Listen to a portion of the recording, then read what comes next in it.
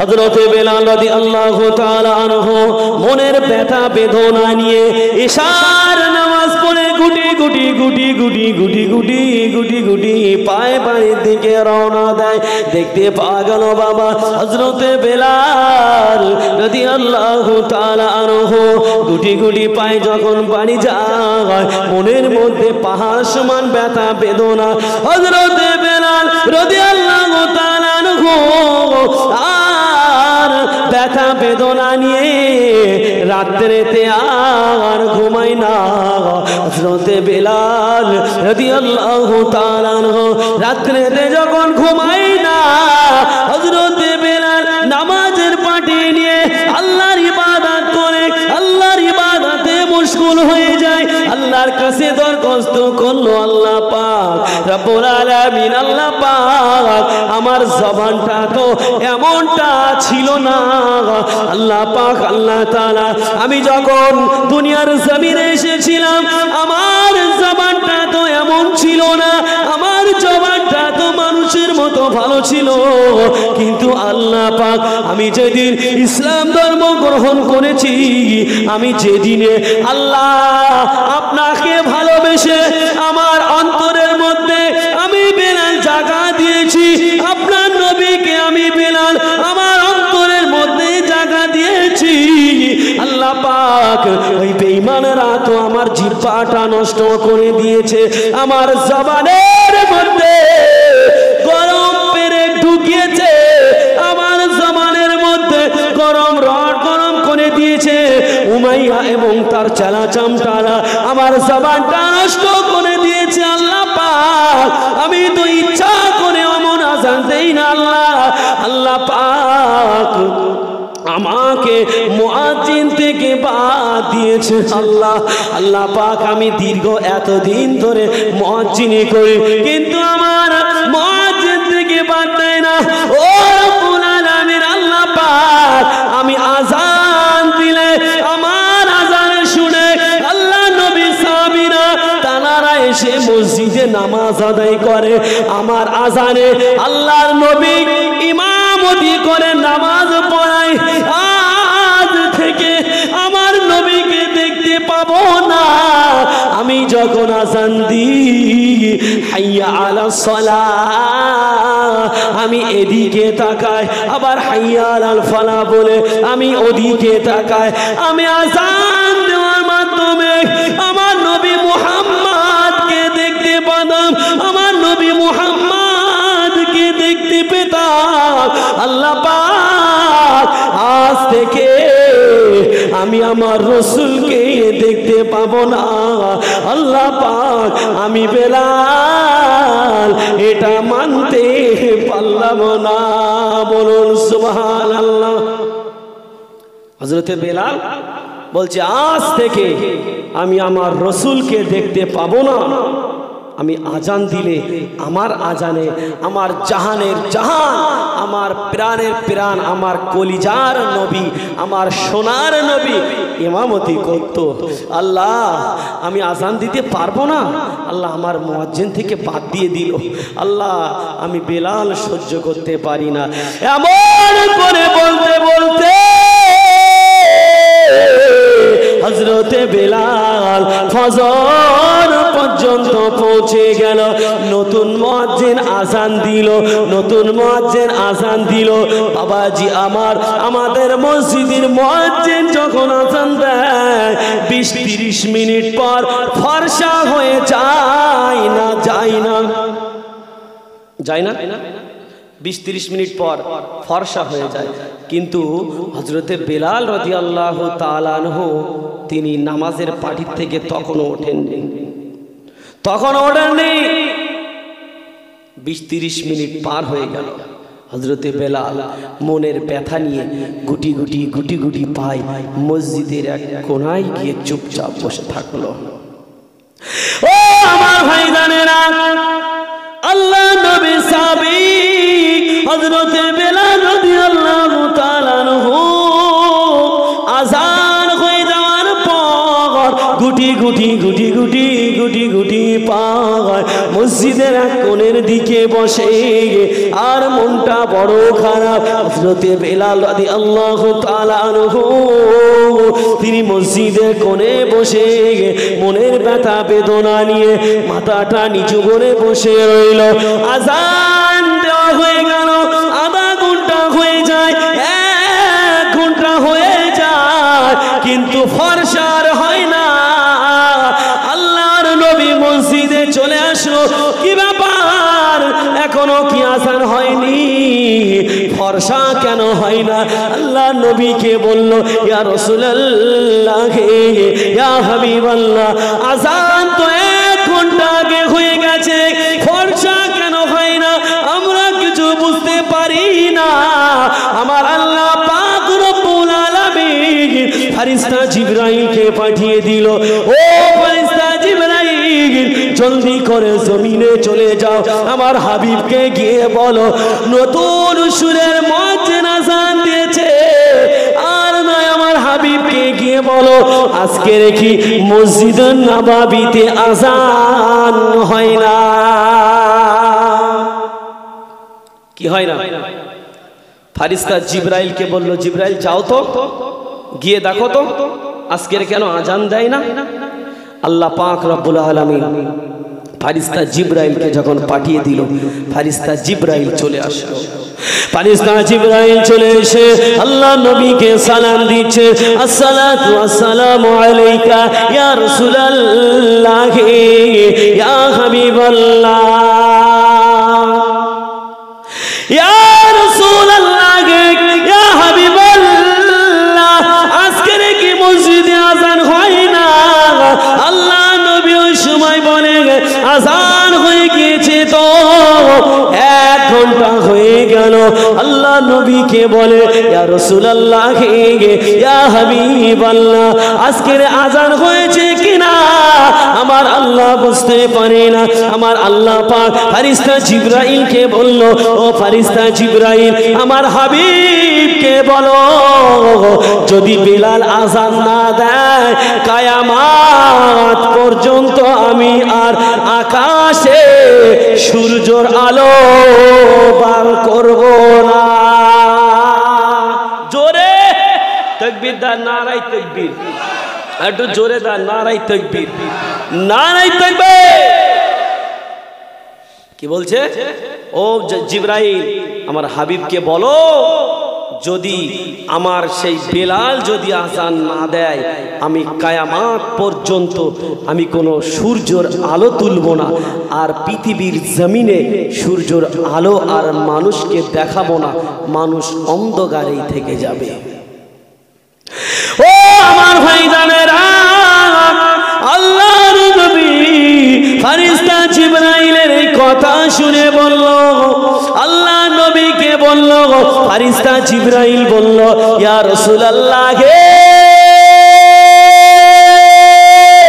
ইয়া হাবিবাল্লাহ, আপনার বেলাল যদি আযান না দেয়, আমার আল্লাহ পাক বড় রাগান্বিত হয়ে গিয়েছে, আমার আল্লাহ পাক বড় রাগান্বিত হয়ে গেছে।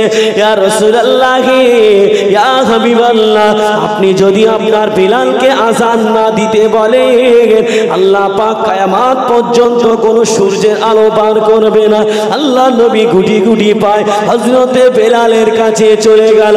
বেলাল, বাবা বেলাল, আমার আল্লাহ পাক বড় রাগান্বিত হয়ে গেছে, আমার আল্লাহ পাক বড় অসন্তুষ্ট হয়েছে।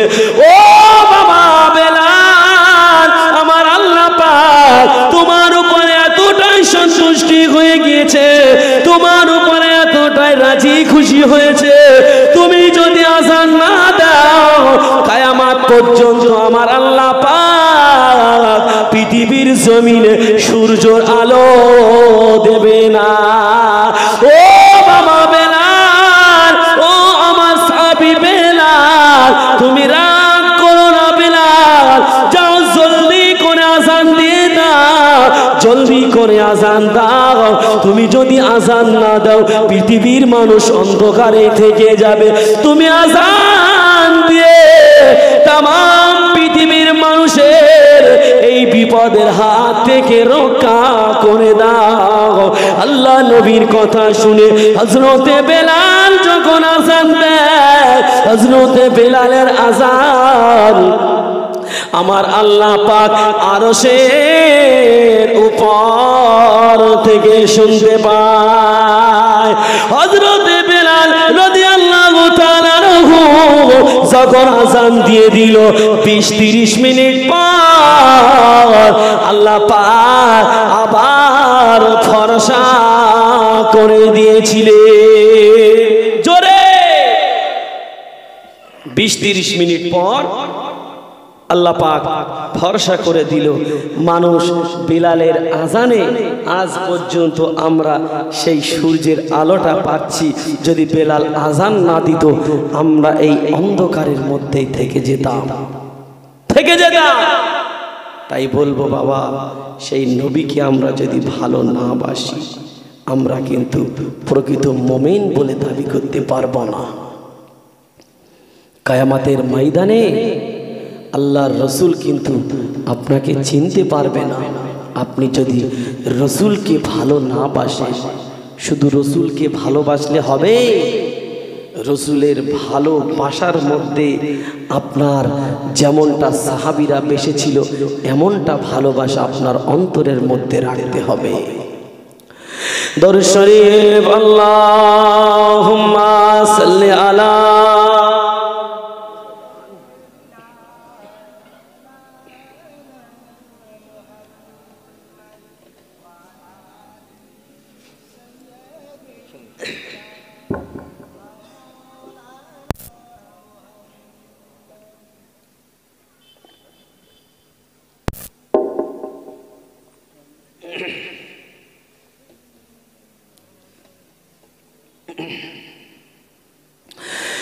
ইমানেরই পথে অবিচল থেকে আমার মরণ যেন হয়। আমাদের প্রত্যেকেরই যেন আল্লাহ পাক এই বিলালের মতো যেন ইমানের পথে মরণের আগ পর্যন্ত যেন আমাদের অটল করে রেখে দেয়। বলুন সকলে আল্লাহুম্মা আমিন। তাই কত সুন্দর ভাষায় বলছেন, ইমানেরই পথে অবিচল থেকে আমার মরণ যেন হয়। তোমারই কাছে মিনতি আমার, তোমারই কাছে মিনতি আমার, ও গো মহিম দয়াময়। ইমানেরই পথে অবিচল থেকে আমার মরণ যেন হয়। আল্লাহুম্মা সাল্লি আলা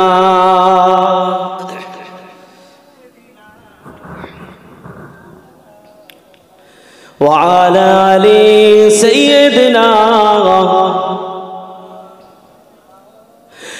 প্রতিদিন মিথ্যের মুখোমুখি হয়, বেদিন ফাঁসে কেরা করে হইচই। প্রতিদিন মিথ্যের মুখোমুখি হয়, বেদিন ফাঁসে কেরা করে হইচই। আজাজিলে সে গুমরাহি সুর গান করে তোলে মনোময়। ইমানেরই পথে অবিচল থেকে আমার মরণ যেন হয়। আল্লাহুম্মা সাল্লি আলা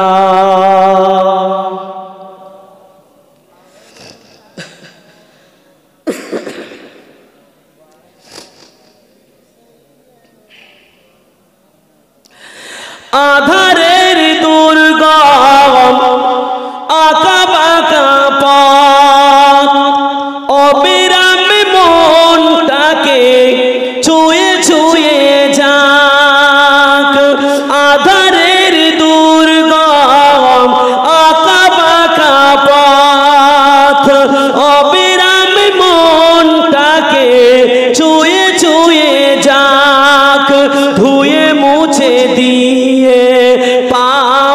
কালিমা স্বপ্ন জাগাও মধুময় ইমানের পথে অবিচল থেকে আমার মরণ যেন হয় আল্লাহুম্মা সাল্লি আলা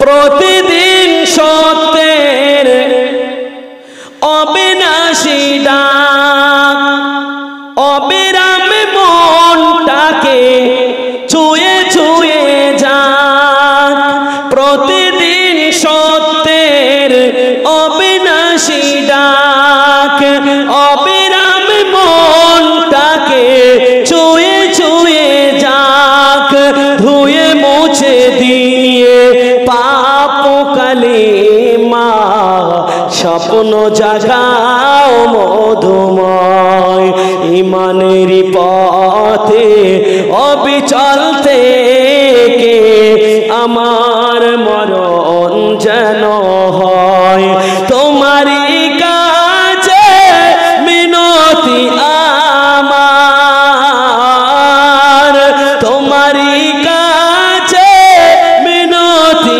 আমার ও গো মহিম দয়াময় ইমানের পথে অবিচল থেকে আমার মরণ যেন হয় আল্লাহুম্মা জোরে জোরে পড়ো বাবা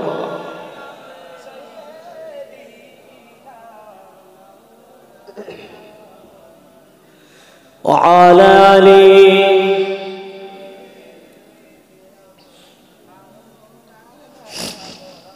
তো বাবা যে কথা আলোচনা করছিলাম হযরতে বেলাল রাদিয়াল্লাহু তাআলা আনহু তিনি আজান দিল তানার আজানে আমার আল্লাহ পাক কিছুক্ষণের মধ্যেই ফরসা করে দিল বাবা বেলাল রাদিয়াল্লাহু তাআলা আনহু হযরতে বেলাল রাদিয়াল্লাহু তাআলা আনহু তিনি যখন মসজিদের মুয়াজ্জিন ছিলেন উনি কিন্তু খুব গরিব মানুষ ছিল কি ছিল এই জোরে কথা বলতে হবে তিনি বড় গরিব ছিল হযরতে বেলালের কিছু কিছু দিন যেত খাওয়া হতো না কিছু কিছু দিন যেত খাওয়া হতো না হযরতে বেলাল রাদিয়াল্লাহু তাআলা আনহু একদিন জোহরের নামাজ পড়ে মসজিদের গেটের পাশে শুয়ে আছে কোথায় শুয়ে আছে গেটের পাশে শুয়ে আছে হযরতে বেলাল রাদিয়াল্লাহু তাআলা আনহু জোহরের নামাজ আদায় করে নিয়ে মসজিদের গেটের পাশে শুয়ে আছে মসজিদের দরওয়াজার পাশে শুয়ে আছে হযরতে বেলাল এই না কথা মনে করে শুয়ে আছে হয়তো দেখা যাচ্ছে গেটের পাশে শুয়ে থাকলে কেউ আমাকে জিজ্ঞাসা করবে বা কেউ আমাকে ডেকে নিয়ে যাবে আজ দুপুর বেলা কারোর বাড়িতে আমি দুটো খানা খাবো আমার আজ 2-3 দিন হয়ে গেল আমার পেটে কোনো ভাত জোটে না হযরতে বেলাল কারোর বাড়িতে কিছু খাওয়ার জন্য গেটের ধারে শুয়ে রয়েছে যখন নামাজ শেষ হয়ে গেল একে একে বেরিয়ে যায় আল্লাহ নবী সাহাবীরা বেরিয়ে যায় আল্লাহ নবী সাহাবী হযরতে আলী জিজ্ঞাসা করলো ভাই বেলাল তুমি কেন এখানে শুয়ে আছো ভাই হযরতে বেলাল বলল আমি খোদার জ্বালা যন্ত্রণায় আর সহ্য করতে পারছি না আমি নামাজ পড়বো দাঁড়ানোর শক্তিটুকু আমার নাই আমার বড্ড ক্ষুধা লেগে গিয়েছে ক্ষুধার জ্বালা যন্ত্রণা আর সহ্য করতে না পেরে আমি বেলাল এই দরজার পাশে শুয়ে আছি হযরতে আলী এই কথাটা শুনে কিচ্ছু বলল না বাড়ি চলে গেল কোথায় চলে গেল বাড়ি চলে গেল হযরতে আলী যখন বাড়ি চলে গেল তারপরে আসছেন হযরতে ওমরে ফারুক কে আসছেন হযরতে ওমরে ফারুক আল্লাহ নবী সাহাবী হযরতে ওমরে ফারুক রাদিয়াল্লাহু তাআলা আনহু দেখতে পেল হযরতে বেলাল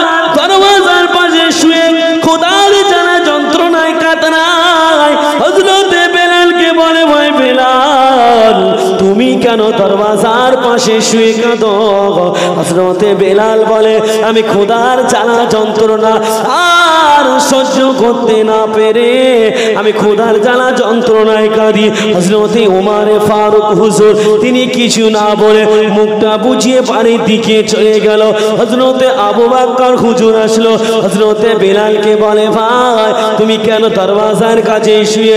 হযরতে বেলাল হুজুর বলে আমি খোদার জ্বালা যন্ত্রণা সহ্য না করতে পেরে এখানে শুয়ে কাতরায়। একে একে আল্লাহর নবী সাহাবীরা সকলেই হযরতে বেলালকে জিজ্ঞাসা করলো, কেউ কারোর বাড়ি ডেকে নিয়ে গেল না। হযরতে বেলাল শুয়েছিল, মনে করছিল মনে হয় আল্লাহ নবীর কোন সাহাবী আমি বেলাল আমাকে কারোর বাড়িতে ডেকে নিয়ে আমাকে দুটো খেতে দেবে, আমি খোদার জ্বালা যন্ত্রণাটা নিবারণ করব। কিন্তু না, আল্লাহর নবীর কোন সাহাবী হযরতে বেলালকে ডেকে নিয়ে গেল না। তার মানে এই নয় সাহাবীরা হিংসা করে ডেকে নিয়ে গেছে, এমনটা যেন কেউ ভাববে না। আল্লাহ নবী সাহাবীদের বাড়িতেও তাদেরও বাড়িতে কারো 2 দিন হয়ে গিয়েছে খাওয়া জোটে না, কারো 3 দিন হয়ে গিয়েছে খাওয়া জোটে না। এমন সময় দেখা গেল আল্লাহর নবী গুটি গুটি গুটি গুটি গুটি গুটি পায়ে বেরিয়ে আসে। হযরতে বেলালকে বলে ও বাবা বেলাল, ও বাবা বেলাল তুমি দরওয়াজার পাশে কেন শুয়ে আছো? বেলাল আল্লাহ নবীকে এই সময় বলে ইয়া রাসূলুল্লাহ ইয়া হাবিবাল্লাহ হুজুর আমি দরওয়াজার কাছে শুয়ে আছি কেন? তার মধ্যে যথেষ্ট কারণ লুকিয়ে রয়েছে। কি কারণ লুকিয়ে রয়েছে? ইয়া রাসূলুল্লাহ ইয়া হাবিবাল্লাহ আমি শুয়ে আছি, আজ আমার 3 দিন হয়ে গেল আমি কিছুই খাইনি, আমার ক্ষুধার জ্বালা যন্ত্রণা আমি সহ্য করতে পারছি না। ইয়া রাসূলুল্লাহ ইয়া হাবিবাল্লাহ হুজুর আমি নামাজ পড়ব এই ক্ষমতাটুকু আমার নাই, আমি আর দাঁড়াতে পারছি না। আল্লাহ নবী হযরতে বেলালকে বলল বাবা বেলাল তুমি 3 দিন খাও না, আমি আল্লাহ নবী আমি আজকে রাতে 7টা দিন হয়ে গেল আমার পেটে খাবার নাই। রসুলের পেটে খাবার নাই, সুবহানাল্লাহ। রসুল 7টা দিন খায়নি, এই কথা শুনে সুবহানাল্লাহ হয়। ওয়াজ শুনতেছেন না খাচ্ছেন কিছু বুঝতে পারছেন না। আল্লাহর রসুল বলল বাবা বেলাল তুমি 3 দিন খাওনি, আমি রাসূলুল্লাহ 7 দিন খাইনি। আল্লাহর নবী জামাটা উঁচু করে পেটের পাথর বাঁধা দেখিয়ে দিল। হযরতে বেলাল সেটা দেখিয়ে আর রাসূলের খাওয়ার কথা বলল না।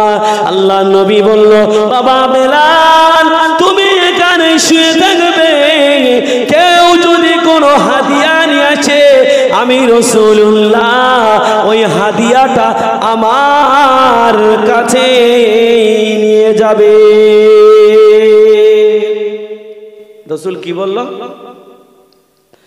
কেউ যদি কোনো হাদিয়া দেয় ওই হাদিয়াটা আমি রাসূলুল্লাহ আমার কাছে নিয়ে আসবে। হযরতে বেলালকে এই কথা বলে আল্লাহর নবী বাড়ির দিকে চলে গেল। বেশ কিছুক্ষণ পর, বেশ কিছু সময় পর একজন মহিলা গুটি গুটি গুটি গুটি পায় একটা পাত্রয় করে কিছু দুধ নিয়ে আসলো। আল্লাহ নবীকে খোঁজ করলো, আমার নবী মুহাম্মদ কোথায়, আমার জাহানের নবী কোথায়? হযরতে বেলাল বলল আল্লাহ নবী বাড়ির দিকে চলে গেছে। হযরতে বেলালকে বলল এই দুধটা আমি আপনাকে দিয়ে দিলাম, এই দুধটা আমানত স্বরূপ আমার রাসূলের হাতে তুলে দেবে। এই দুধটা আমি আমার রাসূলকে দিয়ে গেলাম। সালাম আল্লাহ নবী সাহাবীর হাতে বেলালের হাতে দিয়ে চলে গেল। আল্লাহ নবী সাহাবী হযরতে বেলাল দুধের পাত্রটা নিয়ে আল্লাহ নবীর কাছে চলে গেল। আল্লাহ নবীকে সালাম দিচ্ছে, আসসালাতু ওয়াসসালামু আলাইকা ইয়া রাসূলুল্লাহ, ইয়া হাবিবাল্লাহ, একজন আপনার জন্য হাদিয়া নিয়ে এসেছে। আল্লাহ নবী ওই সময় বলল, কি হাদিয়া নিয়ে এসেছে? আল্লাহ নবীকে বলে, ইয়া রাসূলুল্লাহ, ইয়া হাবিবাল্লাহ, কিছু দুধ হাদিয়া নিয়ে এসেছে। আল্লাহ নবী ওই সময় বলে, আল্লাহ নবী ওই সময় বলে, নিয়ে এসো বাবা বেলাল। আল্লাহর নবীকে বলে, ইয়া রাসূলুল্লাহ, ইয়া হাবিবাল্লাহ, এই দুধটা যে হাদিয়া দিয়েছে, এই দুধটা আপনি খেয়ে নেন। কি বলছে? ইয়া রাসূলুল্লাহ, ইয়া হাবিবাল্লাহ, একজন মহিলা দুধ এনেছে হাদিয়া, ওই দুধটা আপনি খেয়ে নেন। আল্লাহ রসুল বলল, আল্লাহ রসুল বলল, ও বাবা বেলাল, তুমি কি জানো না আমি রাসূলুল্লাহ কাউকে না দিয়ে, আমি রাসূলুল্লাহ কাউকে না খাইয়ে, আমি রাসূলুল্লাহ আমি সেটা খাই না। জোরে বলুন। আল্লাহর নবী হযরতে বেলালকে বলল, বাবা বেলাল, আমার একটা মাদ্রাসা আছে, যে মাদ্রাসাটার নাম হলো মাদ্রাসাতু সুফা। ও বাবা বেলাল, ওই মাদ্রাসা 60 থেকে 70 খানা মা বাপ হারা এতিম সন্তান রয়েছে, তাদেরকে ফেলে আমি রাসূলুল্লাহ আমি এই দুধটা কেমন করে খাবো? আল্লাহর নবী হযরতে বেলালকে বলল, ও বাবা বেলাল, এই দুধটা আমি ওই এতিম বাচ্চাদের না খাইয়ে আমি রাসূলুল্লাহ খেতে পারবো না। ও বাবা বেলাল, এই দুধটা নিয়ে আমার ওই মাদ্রাসাতু সুফায় চলে যাও, ওই দুধটা নিয়ে ওই 70 খানা এতিম বাচ্চাদের খাইয়ে দাও। আল্লাহ রসুলকে বলে, ইয়া রাসূলুল্লাহ, ইয়া হাবিবাল্লাহ, হুজুর এই পাত্রই তো অল্পখানি দুধ আছে, কজন বাচ্চার হবে? আপনার মাদ্রাসায় তো 70 খানা বাচ্চা, অতটা বাচ্চার তো এই দুধ কোলাবে না। আল্লাহ রসুল বলল, ও বাবা বেলাল, এই দুধটা নিয়ে চলে যাও, আমি রাসূলুল্লাহ এই দুধের পাত্রে ফুঁক দিয়ে দিলাম, এই দুধটা বিসমিল্লাহির রহমানির রহিম বলে বাচ্চাদের খাইয়ে দেবে। ও আমার ভাইজানেরা, ওই দুধের পাত্রটা নিয়ে হযরতে বেলাল রাদিয়াল্লাহু তাআলা আনহু মাদ্রাসাতু সুফার সমস্ত বাচ্চাদেরকে ওই দুধটা বিসমিল্লাহির রহমানির রহিম বলে বন্টন করতে লাগে। দেখতে পাওয়া গেল বাবা, একজন দুজন করে, 5 জন 10 জন করে, এমন করে ওই দুধটা খেতে খেতে খেতে খেতে 70 খানা বাচ্চা ওই দুধটা তাদের পেট ভর্তি করে খেয়ে ফেলেছিল। বলুন সুবহানাল্লাহ। ও আমার ভাইজানেরা, আল্লাহর নবী হযরতে বেলালকে বলল, বাবা বেলাল, ও বাবা বেলাল, দুধ কি বন্টন করা হয়ে গেছে? আল্লাহ নবীকে বলল, ইয়া রাসূলুল্লাহ, ইয়া হাবিবাল্লাহ, দুধ তো 70 খানা বাচ্চার খাইয়ে দিয়েছি। আল্লাহ নবী বলে, ওই পাত্রয় কি আর কোনো দুধ আছে? আল্লাহ নবীর কথা শুনে হযরতে বেলাল রাদিয়াল্লাহু তাআলা আনহু ওই পাত্রের দিকে তাকিয়ে দেখে, যেমন দুধ তেমনটাই রয়েছে। জোরে তাকবীর দেন, নারায়ে তাকবীর। জোরে দেন, নারায়ে তাকবীর, নারায়ে তাকবীর। 70 খানা বাচ্চার দুধটা খাইয়ে দেওয়ার পর আল্লাহ রসুল বলছে, তুমি ওই পাত্রের দিকে তাকিয়ে দেখো তো দুধ কি আছে না সব শেষ হয়ে গেছে। হযরতে বেলাল পাত্রের দিকে তাকিয়ে দেখলো, যেমন দুধ তেমনটাই রয়ে গেছে, অথচ মাদ্রাসাতু সুফার সমস্ত 70 খানা বাচ্চাদের পেট ভর্তি করে দুধটাও খাওয়া হয়ে গেছে। জোরে বলুন সুবহান। আমার রসুলকে আল্লাহ পাক কতই না সম্মান করেছে, কতই না মর্যাদা দিয়েছে। তিনিই তো আমাদের দয়ার নবী, মায়ার নবী, সোনার নবী। ও আমার ভাইজানেরা, কান খুলে শুনে রেখে দিন, জেনে রেখে দিন, আল্লাহ নবী হযরতে বেলাল রাদিয়াল্লাহু তাআলা আনহুকে যখন বলল দুধ আছে না শেষ হয়ে গেছে, হযরতে বেলাল দেখলো দুধ যেমনটা তেমন রয়েছে। আল্লাহ নবীকে বলে, ও বাবা বেলাল, ওই দুধটা কি করবে? আল্লাহ নবীকে বলে, ইয়া রাসূলুল্লাহ, ইয়া হাবিবাল্লাহ, হুজুর এই দুধটা আপনি খেয়ে নিন। আল্লাহ নবী বলে, বেলাল, আমি ওই দুধটা তোমাকে না খাইয়ে আমি রাসূলুল্লাহ খাবো না। আল্লাহ নবীকে বলে, ইয়া রাসূলুল্লাহ, ইয়া হাবিবাল্লাহ, হুজুর আমি বেলাল তো 3 দিন খাই না, আর আপনি তো 7 দিন খাননি। ইয়া রাসূলুল্লাহ, ইয়া হাবিবাল্লাহ, আপনি ওই দুধটা খেয়ে নিন। আল্লাহ নবীকে বলে, ইয়া রাসূলুল্লাহ, ইয়া হাবিবাল্লাহ, হুজুর আপনি দুধটা খান, আমি 3 দিন খাইনি, আপনি তো 7 দিন খাননি। আল্লাহ নবী বলে, বেলাল, বাবা বেলাল, ওই দুধটা তুমি খাও, যদি থাকে আমি খাবো, না হলে আমি রাসূলুল্লাহ আমি দুধ খাবো না। বলুন সুবহানাল্লাহ। বলছে দুধটা তুমি খাও, তুমি খেলে যদি দুধটা থাকে তাহলে আমি ওই দুধটা খাবো, আর যদি দুধ না থাকে আমি রাসূলুল্লাহ দুধ খাবো না। ও আমার ভাইজানেরা, আল্লাহর নবী দিন দুনিয়ার বাদশা হাবিবুল্লাহ জনাবে মুহাম্মদ রাসূলুল্লাহ সাল্লাল্লাহু আলাইহি ওয়াসাল্লাম যখন এই কথা বললেন, আল্লাহ নবীকে বলে, ইয়া রাসূলুল্লাহ, ইয়া হাবিবাল্লাহ, হুজুর আমি তো 3 দিন খাইনি, আমি যদি ওই দুধের পাত্রটা টান দেওয়া শুরু করি, ওই দুধের পাত্রে আর কোনো দুধ থাকবে না। বলছে আমি যদি দুধটা টান দেওয়া শুরু করি, ও পাত্রে দুধ আর থাকবে না।